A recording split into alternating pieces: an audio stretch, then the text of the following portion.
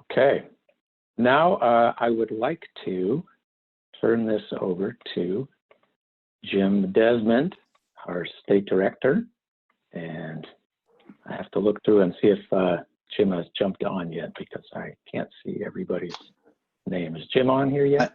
I am here, Jason. Can you hear me?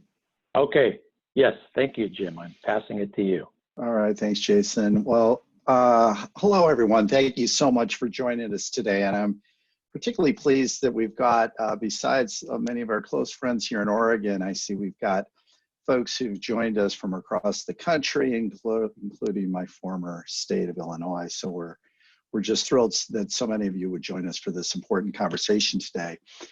And we appreciate all that all of you do to support our work. Being able to gather with you today means even more to us in light of the tragic wildfires that have recently overtaken our state and California and other parts of the Western United States. We're deeply saddened that so many lives have been lost, people are still missing, and tens of thousands remain evacuated from their homes. Millions of people across Oregon and beyond have been exposed to hazardous smoke-filled air, and our hearts especially go out to those families who've lost loved ones and everyone who is suffering. I know on behalf of all of us, we're also deeply grateful for the frontline workers and firefighters who've worked incredibly hard to respond to this crisis. As we all reflect on how to better steward the places we call home, I'd like to share a brief land acknowledgement. Today, we're here to talk about water. Water is life. And yet it's estimated that only 71% of the world's population has access to clean drinking water. Access to water is complicated by the many legacies of migration, settlement, displacement, and removal that have brought all of us to where we sit today. Today, we'll be talking about our work in the Harney Basin in southeastern Oregon, which includes the traditional lands of the Cayuse, Northern Paiute, Umatilla, and Walla Walla peoples. We pay respect to their elders, past, present, and emerging. Please take a moment to consider the traditional stewards of the place you are joining from today. Around the world, Indigenous peoples and local communities have long protected their lands and waters in reciprocity with nature, and often guided by strong connections to place and culture. These communities manage at least 1/4 of the world's lands and vast stretches of freshwater and marine habitats. Despite the history of colonialism, forced settlement, strong external development pressures, and exclusion from natural resource decisions, their stewardship and management often achieves greater conservation results and sustains more biodiversity than government-protected areas. When invited to collaborate, the Nature Conservancy works in partnership with Indigenous people and local communities to strengthen their role in stewarding the lands and waters on which all life depends. We believe this is one of the most impactful and enduring actions we can take to protect critical places, address climate change, and create a future in which people and nature thrive. So again, thanks for joining us today, and I know we're all going to learn, and hope that you'll put your questions in chat and continue to engage with us on these topics. Jason, I think I turn it back to you. That's right. Thank you, Jim. Appreciate that. Okay, now let's turn to our presentation. Our speakers today are Claire Ruffing and Zach Freed. Dr. Claire Ruffing joined the Nature Conservancy just over a year ago here in the Oregon chapter in June of 2019. Before that, she was a postdoctoral research fellow at the University of Alaska Fairbanks, and more recently at the University of British Columbia. She has experience in both field-based ecology and a variety of statistical and mechanistic modeling approaches. She's originally from Maryland and holds degrees from the University of Missouri and Kansas State University. Zach Freed joined the Nature Conservancy in 2015. Prior to joining the Conservancy, Zach worked on water quality monitoring and research for the U.S. Geological Survey's Oregon Water Science Center in Portland, Oregon, and groundwater contamination assessments for the U.S. Environmental Protection Agency in Yakima, Washington.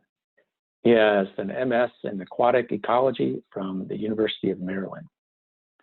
Claire and Zach, thank you, and I'll turn it over to you now. Thanks, Jason. Hi, everyone. I hope you all can hear me. Thank you so much for joining us today. My role in our chapter is to provide the scientific support needed to guide our freshwater conservation efforts around Oregon. Our work to protect and restore freshwater systems touches down in many places that you might already be familiar with, like the Willamette confluence near Eugene and the Williamson River Delta at Upper Klamath Lake. Today, we're here to talk about our work in the Harney Basin, which is a place that contains many unique groundwater-dependent ecosystems that are threatened by declining water supplies. However, many of the concerns that we'll be discussing are actually pretty common across the Western United States, as well as in communities around the world that rely on groundwater. While our time today is dedicated to talking about local groundwater concerns and collaborative solutions, I'd like to start to take just a quick minute to highlight that Zach and I are both involved with colleagues outside of Oregon through TNC's Global Groundwater Group. This group, which Zach actually chairs, is a collective effort of almost 40 people representing chapters across the country, as well as TNC programs in Africa, India, and Europe. And as a group, we focus on ways to leverage our resources and expertise to address groundwater concerns more broadly. And so as we're talking about our local work and engagement today, please know that we are also actively working with others in TNC so that these kinds of solutions can be applied to other geographies. So on to Harney County. If you've visited Eastern Oregon or other areas in the Great Basin more generally, you'd probably describe the landscape as being pretty dry. However, 10,000 years ago, during the Pleistocene era, this region was actually dominated by extensive lake complexes, which were formed by rain and meltwater from glaciers. This map shows the approximate extent of many of these ancient lake complexes. And if you focus in the top left corner, where we have the Oregon boundary, you can see the present day extent of both Harney and Malheur Lake. Now, the geologic characteristics of this region contributed to the formation of these lakes by providing numerous closed basins, which essentially trap and store rain and meltwater, and preventing this water from making its way to the ocean. So over the past 10,000 years, as our climate has become warmer and drier, many of these large lake complexes have largely disappeared. But that doesn't mean that the water is actually lost. Of course, some of the water returned to the atmosphere through evaporation, but much of the water actually infiltrated into the ground and to form a system of extensive aquifers. So this water is often referred to as paleowater, and it actually reflects processes and conditions that took place tens of thousands of years ago, even though it's very essential for shaping the ecosystems that we see today. So if we zoom into the Harney Basin in Eastern Oregon, you can see the orange outline here denotes the extent of the watershed, and it generally corresponds to the area that was formerly the ancient Lake Malheur. Now, to give you an idea of scale, the Harney Basin is approximately the size of the state of Rhode Island, so quite large. And it's home to about 7,300 people. This area is pretty dry. To give you a comparison, in Burns, Oregon, which is located within our study area, the average annual precipitation is about 11 inches total. If you compare that to Portland, Portland gets about 43 inches of precipitation a year, so quite a difference. So given the dry climate, you can still see many hints of how important groundwater is on the landscape. The rivers, lakes, and marshes in the area are actually sustained through contact points where groundwater seeps to the surface. Groundwater also bubbles up to form thousands of small springs throughout the basin. And so all of these aquatic ecosystems act as an important oasis for both terrestrial and aquatic species. So for example, the Harney Basin red band trout is a genetically distinct species that evolved after being isolated from other trout species when ancient Lake Malheur was isolated from the Malheur River. These groundwater-dependent ecosystems also provide critical resting, nesting, and feeding opportunities for over 320 species of resident and migratory birds, making this region a really critical stop along the Pacific Flyway. These unique habitats also create world-class outdoor recreation opportunities. So you may have heard of activities like fly fishing, bird watching, snowshoeing, and hiking as part of this area. The paleo water left over from ancient Lake Malheur also supports the communities that live in Harney Basin. And so for decades, people in the area have relied on groundwater to supply water for their households, irrigate their farm fields, and water their livestock. But as we've seen the climate becoming hotter and drier, groundwater is being pumped out of the underlying aquifers faster than it can be replaced. This has led to widespread concerns over whether existing groundwater supplies will be able to meet the high demand for irrigation and drinking water needs, as well as concerns over the fate of these iconic aquatic ecosystems as climate continues to change. Now I'm going to pass things over to Zach to tell us more about the problems around groundwater supply and how we are working with the community to find solutions. I will warn you ahead of time, some of the parts of this story will sound dire, but I promise that it has a hopeful ending. So Zach, on to you. Thanks, Claire, and thanks to everybody who was able to join today. As is evidenced by the chorus of lawnmowers and weed whackers outside, which I hope you cannot hear, it is a really, really beautiful day here in Oregon. So I don't take it for granted that you chose to spend your lunch hour here with us talking about groundwater today. I'm literally always happy to talk about groundwater, and so it's great to see this much interest. As Jason mentioned earlier, I've been with the Nature Conservancy since 2015, but I've been working on water and groundwater issues throughout the American West for almost a decade now. So let me start by re-emphasizing something that Claire said. What we're talking about today is not unique to the Harney Basin. It's not unique to Oregon. It's not unique to the United States. You can think about this kind of conversation as sort of the beginning of a long and continuing discussion that we're going to have more and more frequently as our water supply decreases and as our water demand increases over the next several decades.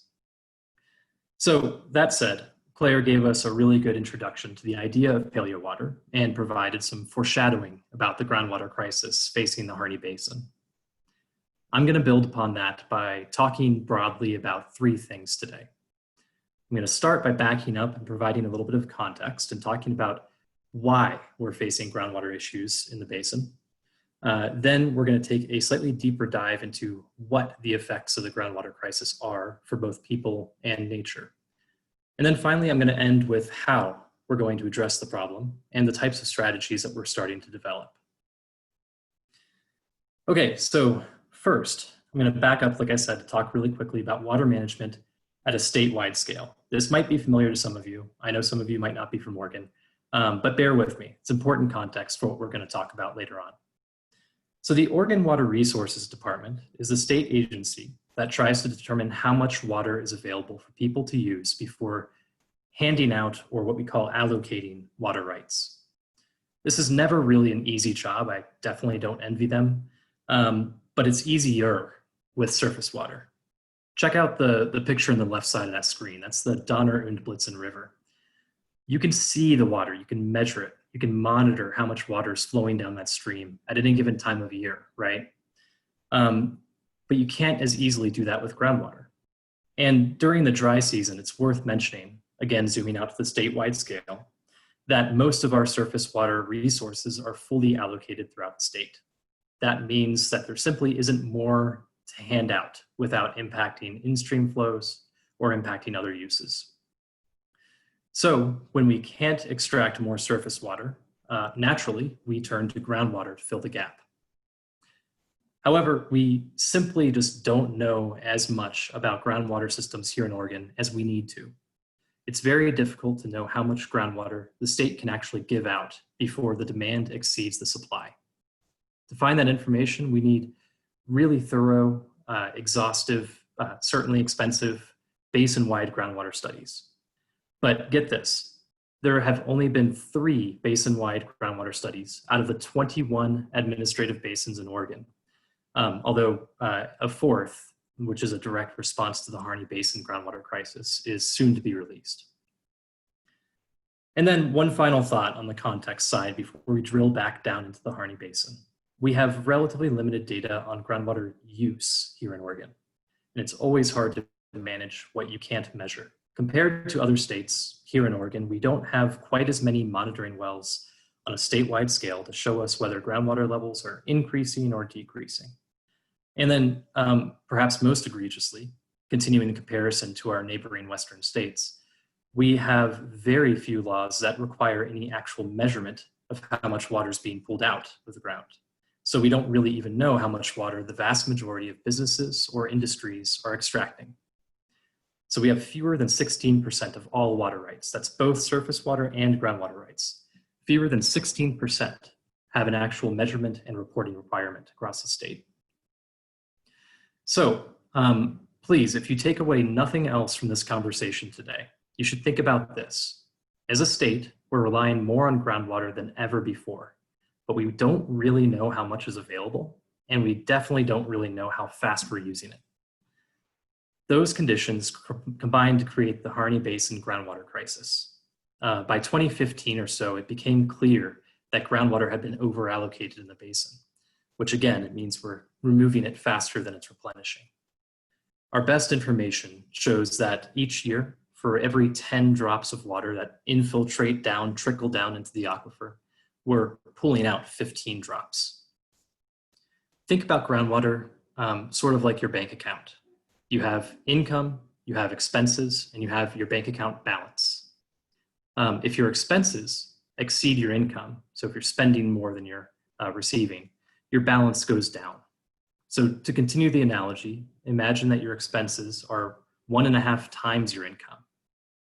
How long could your available balance really support that? Sure, on a short enough time frame, you'd be just fine, probably, maybe. But over a long enough time frame, your balance would be noticeably declining. In groundwater, we measure how fast our bank account balance is declining by looking at aquifer water levels. And in the Harney Basin, some monitoring wells have shown declines of more than 100 feet in the past 3 decades. That's exceptional, that's unusual, that doesn't happen very often.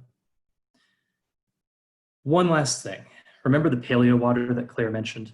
That tends to be much deeper down below the surface. So that's really deep groundwater. The shallow groundwater that's closer up to the surface acts much like a normal checking account that we just described. However, the income to that deeper Paleowater bank account, that doesn't actually show up for thousands of years potentially, if ever. So when we make withdrawals from that Paleowater bank account, we're really talking about having a finite and shrinking balance, at least on the scale of our lifetimes. Okay, so that's more or less why we have a problem in the Harney Basin.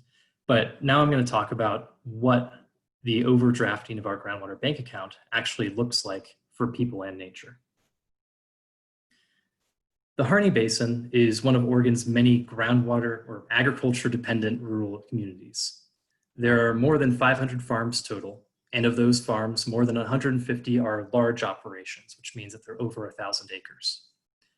All told, agriculture accounts for nearly $82 million per year in revenue in the basin. It's truly the foundation of the economy.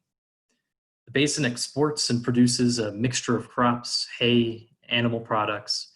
So next time you have some Tillamook ice cream or some delicious Tillamook sharp cheddar cheese or a steak from the Oregon beef companies, think about the Harney Basin.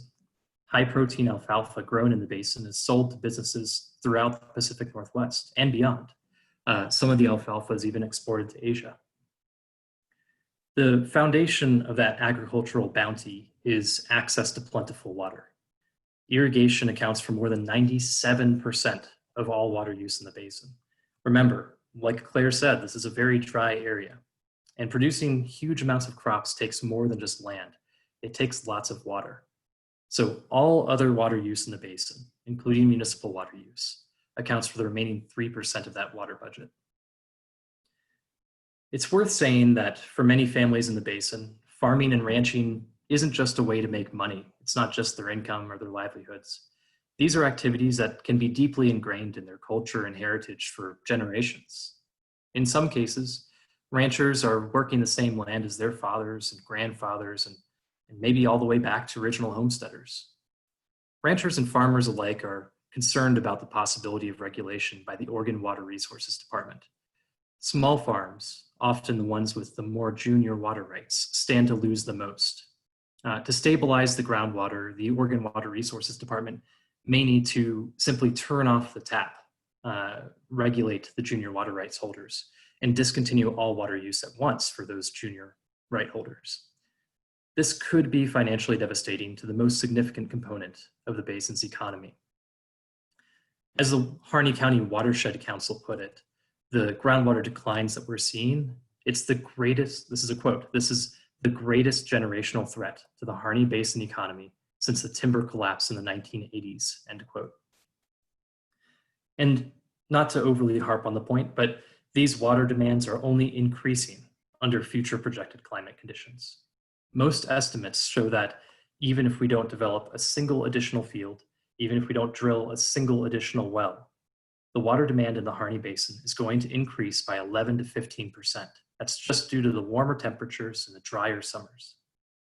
We also know that water supply is supposed to decrease in the future. Precipitation in some cases, it's going to fall as rain rather than snow, meaning less surface water will be available for irrigation when it is most needed. So this increasing demand and decreasing projected supply is just going to exacerbate the current issues in our already unbalanced system. And the problem isn't just an economic one. There are public health impacts as well. The vast majority of the residents in the Harney Basin rely on groundwater for their drinking water. Although some community members have access to the Burns or Hines municipal water supplies, both of which, by the way, are groundwater fed, many residents rely on domestic wells. As the water level drops in the aquifers, domestic wells are becoming less productive or failing entirely. It costs thousands of dollars to drill deeper, and it costs even more to drill a whole new well. And declining water availability isn't the only problem for drinking water either. As residents pay premiums to drill deeper or drill new wells in search of drinking water, sometimes they're finding water, but they can't actually use it. It turns out, as the aquifer levels decline, the deeper remaining water is becoming contaminated by arsenic. So there have been a couple of studies done. According first to the Oregon Health Authority, more than 1 in 4 wells in the basin tested above the safe drinking water standard for arsenic. Then secondly, a domestic well study led by the Oregon State University that wrapped up just last year showed that 1 in 3 of the survey respondents have either drinking water quantity or drinking water quality problems. These issues can disproportionately affect some vulnerable demographics within the basin, including Indigenous peoples. The basin's demographics, it's worth saying, are fairly top-heavy, and many of the residents there are retirees. They're no longer necessarily making a substantial income to drill a whole bunch of deeper wells, and they're often in a higher risk category for drinking water contamination impacts. And just to further emphasize the environmental justice issue that we're talking about here, most of the people affected by these drinking water concerns are not the ones who are responsible for the declines. And so, predictably and understandably, that's led to some widespread outcry and calls for swift action in the basin. Okay, let's switch gears a little bit here and talk about ecological impacts. The rivers, the wetlands, the birds, fish, and plants that Claire all mentioned, all of these things that are responsible for the basin's natural beauty and abundant outdoor recreation opportunities are nearly all dependent upon groundwater in some respect. There are nearly 3,000 mapped springs in the basin, and that's an underestimate. One day during a a casual walk along a well-traveled trail on the Malheur National Wildlife Refuge, I stumbled across 5 previously unmapped springs. So there's a lot of springs out there. There's a lot of groundwater-dependent ecosystems. These springs, which you can think of as the surface representation of groundwater, they offer a huge suite of benefits and services to people and nature in the basin. Spring habitats offer the highest biodiversity per area of any other habitat in the entire American West. If you're ever looking for birds or wildlife in a semi-arid area, find a spring, post up for a while, and check out how many things actually go to the spring.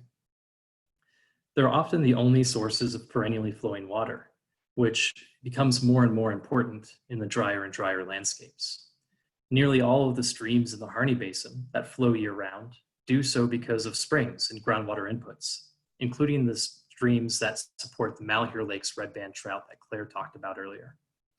These fish require the constant flow and consistent temperatures of springs, and in the summer, the red band trout congregate around cool groundwater inputs to avoid getting too warm or becoming thermally stressed. Now, we know surprisingly little about the 3,000 springs in the basin, and yes, if you've been keeping score, data scarcity is definitely a recurring theme in this presentation. However, we do have historical flow records for exactly one spring. It's called Sod House Spring. It's on the Malheur National Wildlife Refuge. And ever since the records beginning in the early 1900s, Sod House Spring was a consistent source of water to Malheur Lake. That went on for decades and decades. But sometime between 1980 and the present day, the spring stopped flowing entirely. And I want to emphasize, it's not just springs and streams that are being impacted by these aquifer declines. It's essentially all aquatic habitats. Historically, ever since the Harney Basin was cut off from the Malheur River thousands of years ago, groundwater overall tended to flow towards Harney Lake. We call that the groundwater terminus, which is where groundwater would occasionally resurface as lake water, which, by the way, makes for great bird habitat, and then it would evaporate or become evapotranspired by plants. Now, however, in the present day, the sheer amount of pumping in the basin has actually shifted the direction of those regional groundwater flows. And this is an area, again, on the size of Rhode Island. So these groundwater flows have totally changed direction. Instead of flowing to Harney Lake, the new groundwater terminus is north of the lake, and it's directly underneath a major irrigation operation. And then finally, we're starting to see shifts in a whole class of vegetation that relies on groundwater for survival. And get ready, perk your ears up. I'm going to try out a jargony term here. And stick with me, even if you're not a botanist. This is a good term that you can stick in your pocket and pull it out later by impress your friends with it, you know? We call these groundwater-dependent plants phreatophytes. And some plants you might meet at a phreatophyte party include things like greasewood, saltgrass, rabbit brush, and other plants. These species are ecologically very meaningful. In some ways, they actually redistribute water across the landscape. By pulling up groundwater from their deep, deep taproots that are reaching down into the ground, they both add soil moisture for other plants to thrive, and they provide good forage for birds and wildlife. Okay, so to summarize, the Harney Basin groundwater crisis has economic, social, and ecological impacts. That was a lot of kind of bad news all at once, and I apologize. But that means it's time for some more promising news. The Nature Conservancy, in collaboration with many other partners, is working towards new and innovative solutions to secure the water future of the Harney Basin and Oregon. I'm going to talk about 3 pillars of our work. First, community-based planning. Second, using on-the-ground science to inform decision-making. And third, developing water-smart strategies. Excuse me.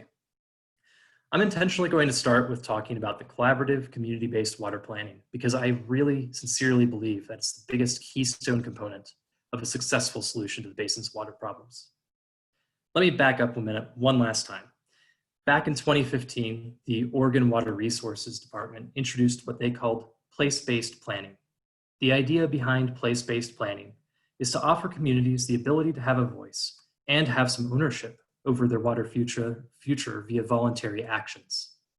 Unlike traditional water management here in Oregon, the place-based planning effort directly incorporates ecological outcomes, and it directly incorporates future projected climate conditions into the development of a holistic basin plan. So this kind of thing, needless to say, strongly appeals to TNC's priorities and mission. One of the 4 place-based planning pilot efforts is touching down on the Harney Basin and is intended to find strategies that address the groundwater crisis. Perhaps most importantly, this effort could allow some innovation in water management and the ability to create context-specific solutions to complex water problems, rather than what we now know to be a traditional one-size-fits-all approach to water management. The Place-Based Planning Collaborative has dozens of members of community representing all interests across the basin. Domestic well users join, we have irrigators, state agencies, federal agencies, conservation NGOs like us, tribes, indigenous peoples.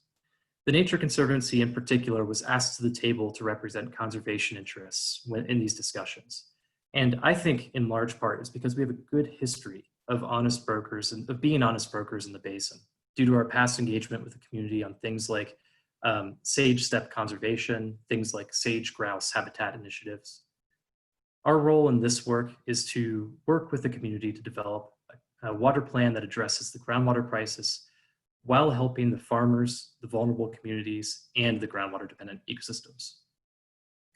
We are one of the few interest groups or agencies that have expertise in and a stated focus on groundwater-dependent ecosystems like springs and like phreatophytes. I'll talk a bit about what we're contributing to the Harney Basin Water Planning Collaborative in terms of the science and in terms of some of the strategies that we are taking a leading role or a significant role in.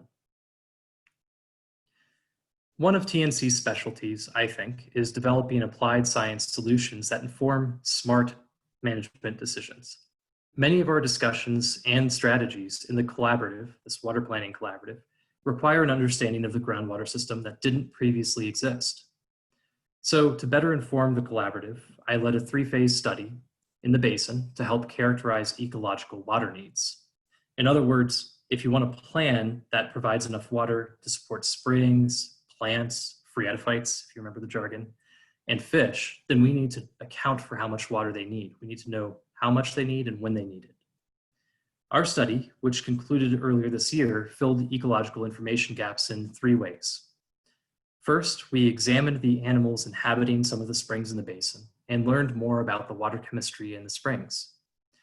Simply by taking water chemistry measurements, which you can see me hunched over and doing in the picture on the left, we can learn a lot about the springs. It's sort of like CSI detective work for shameless water nerds.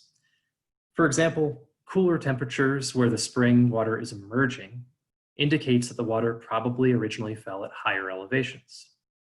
Similarly, higher dissolved salts in the springs, don't remember this term, but we measure it using something called specific conductance. Higher dissolved salts in the springs can mean that the water took longer to percolate through the basalts on its way out to the spring. This is because direct rainwater that falls from the sky is very low in salts, while on the other hand, the groundwater, as it percolates through the rock, it's constantly dissolving the rock around it. It creates a sort of chemical signature in some ways. And we can also learn a lot about the ecological water needs from the types of critters that inhabit the springs themselves. And for example, some caddisflies and snails, they'll only survive in habitats that have consistently flowing water throughout the entire year. On the other hand, there are midges, which are like tiny little flies, that are really good indicators of springs that are probably seasonal, which means they're likely drying up later in the summer. All right, so the first objective of the study was spring surveys. Secondly, remember the phreatophytes. These are groundwater-dependent plants. We use satellite imagery to observe changes in these groundwater-dependent plant communities over the past 3 decades. It was actually a really cool study. We were able to decouple the likely impact of climate and rainfall from some of those trends and just show the impact of water management and land management on the plants and the plant health. We ended up finding that a little over 30% of the phreatophytic vegetation in the basin have died or become stressed since 1984. In several areas throughout the basin, previously wet habitat types with lush greenery transitioned into dry habitats, especially around the edges of the big lakes. And finally, the third phase of that 3-phase study is that we utilize drones to take a closer look at groundwater-dependent plants to see where and which ones were water-stressed or dying. You can see my colleague from the Desert Research Institute launching the drone there in the right picture. In particular, we were able to estimate and observe the impacts to rabbit brush and greasewood, which in some cases were transitioning into invasive annual grasses and sparsely vegetated bare soil.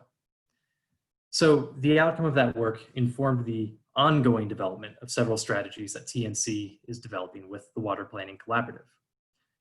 I'll talk about 3 of what I believe to be the most promising or impactful strategies, although I should really be clear, this is a small sampling of the Water Planning Collaborative's draft strategies.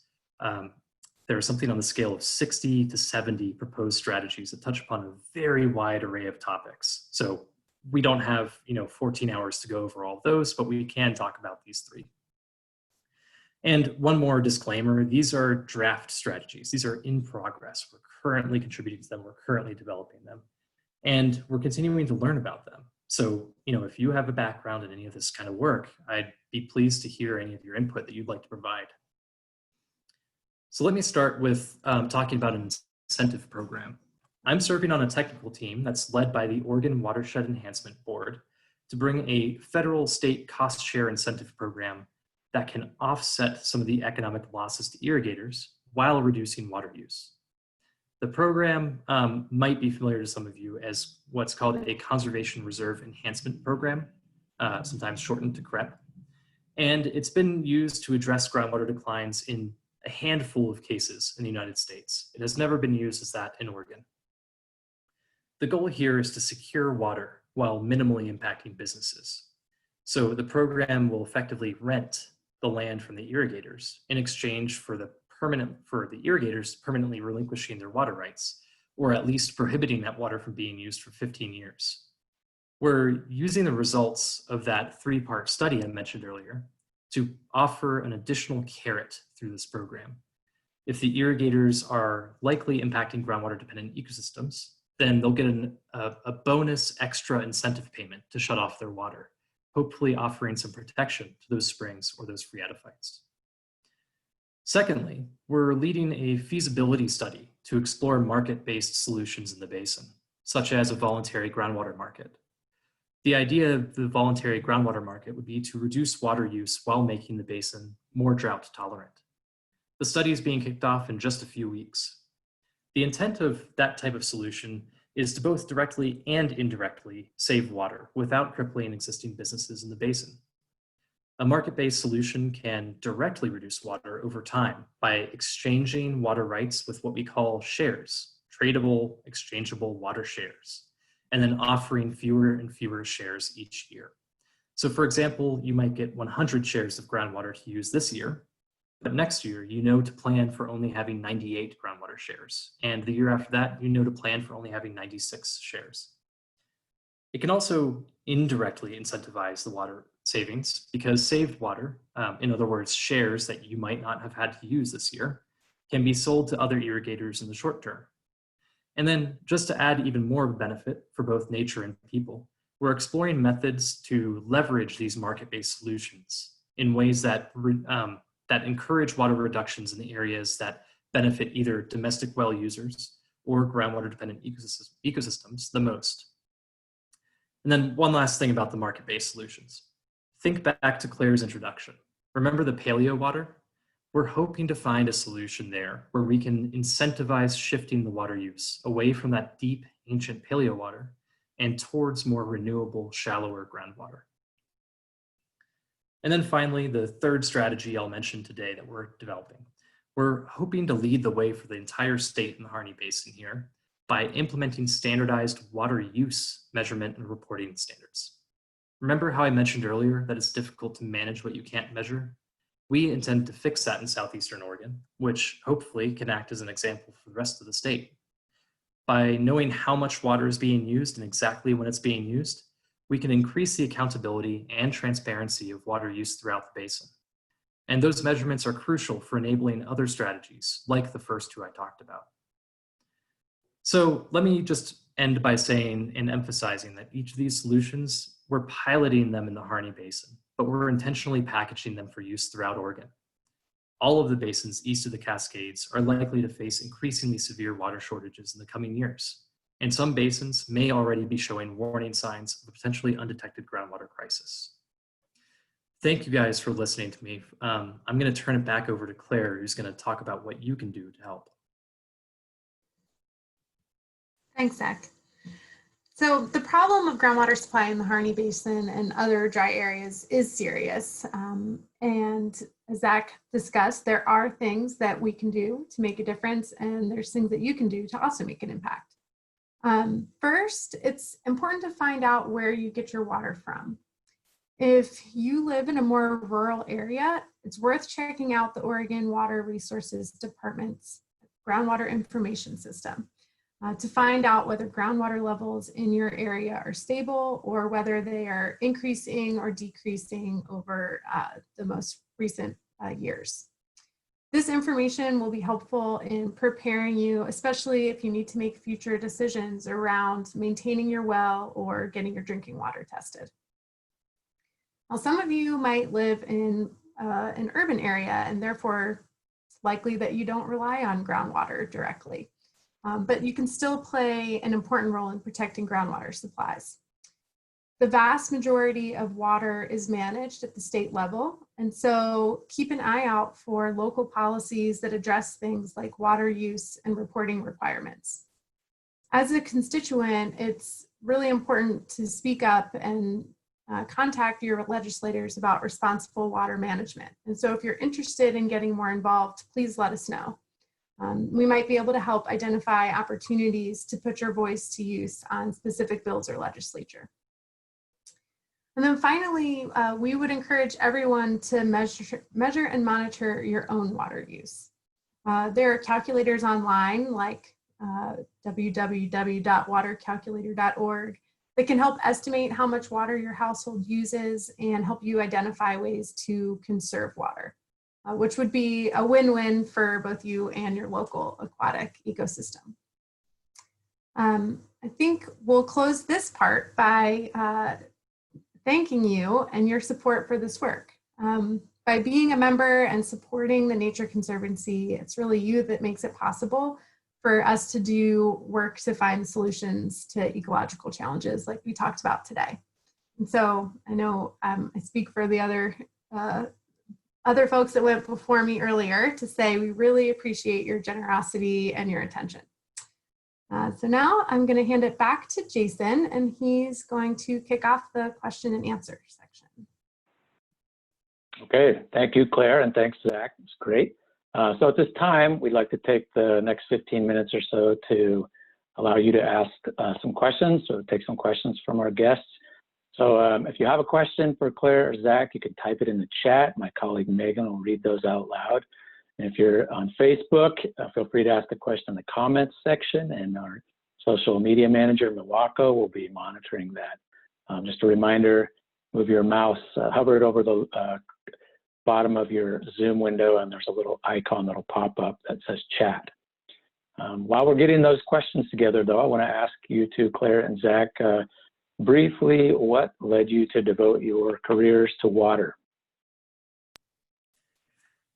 Yeah, that's a nice softball question, Jason. Thanks. I'll go first and Claire can follow up.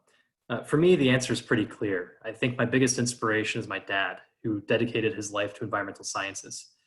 He became a master naturalist, and even now in retirement, he's doing some amazing volunteer work with my mom to make the world a better place.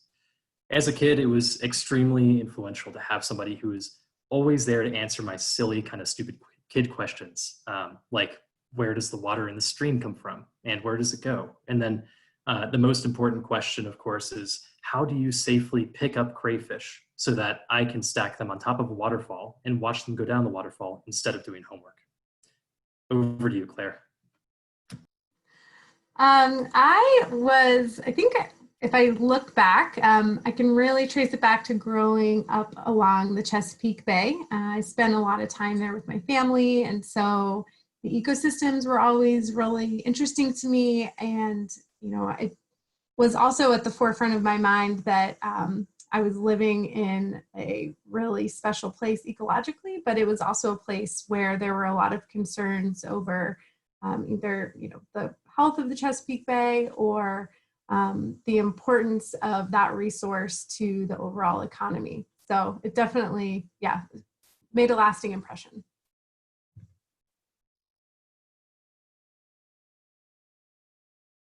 Great. Megan, you want to read some questions now? Yeah, sure. The first question comes from Bert, and that is, what role does beaver play in maintaining and reinvigorating riparian habitats in Southeast Oregon? I'll take a swing at that, and Claire, you can backfill with anything that I miss. Yeah, great question, Bert. I think beaver, of course, historically occupied the area. They're still found there, I think probably in much lower concentrations than, or abundances than they historically were. Beaver are really interesting. They do a great job of spreading out the water, slowing it down, creating some habitat complexity in the rivers and streams.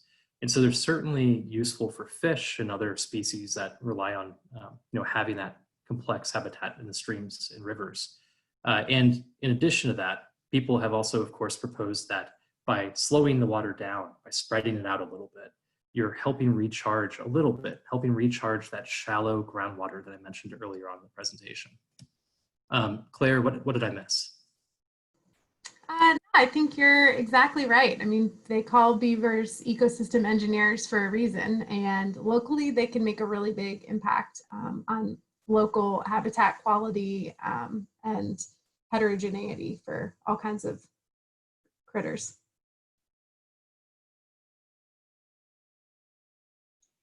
Okay, great. Our next question also comes from Bert. He says, I understand that aquifer structure breaks down after persistent drought or drought altering its ability to hold water from future precipitation. Is this happening in Southeast Oregon? Yeah, that's another good question. It's really perceptive because we've seen very similar problems in California and other places. We haven't, at least to my knowledge, I haven't seen any evidence of subsidence in the Harney Basin. That's when the aquifer, the soil kind of compacts, where the water used to be filling up the pores in between the soil, and it's no longer there, so the soil can just crunch down a little bit closer and more densely. That hasn't been a primary focus. I haven't seen any evidence of that happening.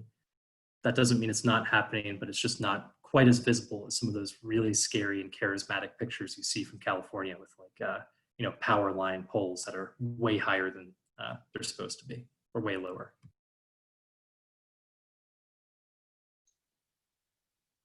All right, our next question, and Claire, feel free to cut me off if you wanted to get in on that too. Comes from James, and he says, I was surprised by the shout out to animal-based agriculture in the basin. Isn't animal-based agriculture part of the problem? Is there data to back up the position that changes to agricultural issues in the Harney Basin could remedy water issues? And is TNC willing to support such solutions? Yeah, great question, James. I think I'll take that sounds like a much more in-depth conversation that you and I could probably have for quite a while.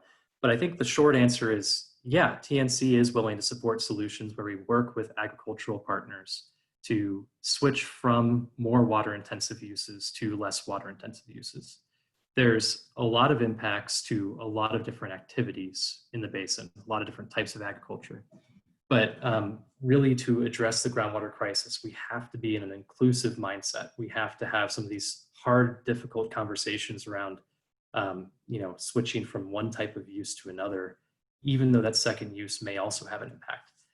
If we're trying to accomplish these things at the scale of, a basin the size of Rhode Island, we really have to be reaching out to wide ranges of interest groups, including agricultural interests, and we have to provide a solution that isn't just turn off your water, which is a much harder sell than here's an alternative for you. Here's a way that you can win and that we can all win. But I think your point is well taken, and I'd be happy to follow up on that if you had more of a specific question nested within that. Great, thanks, Zach. The next question comes from Helena. She says, I saw overhead irrigation systems. Are those being replaced with more conservative irrigation, or is that economically not possible? It's absolutely possible. That was one of our very first steps. Great catch. Yeah, so we've one of the very first steps and one of the lowest hanging fruit to pick is just how efficient are the irrigation application systems. And so, we've done a lot of work trying to find funding sources through NRCS and other grant programs, and reaching out to irrigators to upgrade their irrigation systems to low elevation spray assemblies, drip assemblies, increase sort of the technological suite of capabilities that irrigators have access to so that they can know when they no longer need to irrigate. So for example, if the soil moisture content is high enough. So these are all things that are 100% being incorporated into our community-based water plan. And in fact, there's some of the strategies that we've already taken some action on, even though the water plan is still in a draft status. Great, thanks, Zach. The last question I have so far comes from Charlie, and he says, this is going back in time, do you know if Oregon had any large salmonids in the Pleistocene lakes?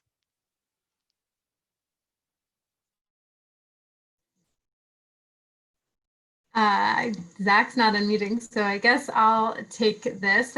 There are a lot of different trout species, so not just, we talked about the red band trout today, but a lot of the different cutthroat subspecies, so like Lahontan cutthroat trout, were distributed throughout the basins. I won't try to speculate on different ranges, but it's not within the Great Basin in general. That does not have a direct outlet to the Pacific Ocean, so there weren't like the types of salmon that you would associate with with Western Oregon.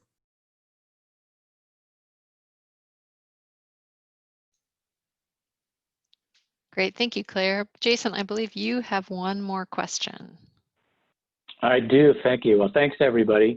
And if you have any other questions, you can follow up with us afterwards, and we'll be happy to get back to you about that. But before we wrap up, I have one last question, Zach and Claire, for both of you. What is your hope for this work, and where do you see it going in the next 5 years?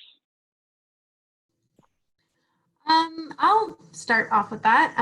I think my hope and the excitement with this work, as Zach said, is every drop counts in this area. And so we, even though some parts of this story sound pretty scary, we have a really great opportunity to make a big difference, especially in helping preserve or maintain biodiversity in these pretty isolated and unique ecosystems like springs, wetlands, and the rivers in this area. Yeah, thanks, Claire. So I have a vision at 2 scales, and I think it's important to really think through this kind of thing. First, and most immediately, I'm optimistic that in the Harney Basin, we can pull together a community-based plan that's going to benefit drinking water, it's going to benefit ecosystems, and it's going to benefit the local economy. I think we're going to reduce the overall groundwater use. We're going to specifically utilize more renewable groundwater. We're going to avoid using more paleo water in the basin. The second scale is at a state level, and I hope I'm not sounding alarmist or overdoing the point, but the Harney Basin really should be considered a canary in the coal mine here. We're doing the best we can with what we have to react to this crisis, but my goal at a statewide scale is let's start being proactive. Let's avoid the mess entirely in as many basins as we can. We should be pushing for responsible water management. And not to overuse water metaphors or bad water puns, but sustainable water use on a statewide scale is really a rising tide that lifts all ships. We need better information. We need empowered and educated communities. We need water smart policies, and we need these things now rather than later. So that's all I'll say about that. But thanks, Jason, and thanks again, everybody who's watching. Great, and thank you both. Well, thanks everybody for joining us today. We appreciate you being here. And as you can see, the work that Claire and Zach shared today requires long-term commitments from dedicated and talented staff to become a reality. So on behalf of all of us at TNC, we appreciate all of your support in making this work possible. My colleague Kate O'Neill will be sending you a short survey later today. We'd appreciate it if you'd give us your feedback on this program. And with that, thank you for your time and attention, and enjoy the rest of your day. Bye, everyone.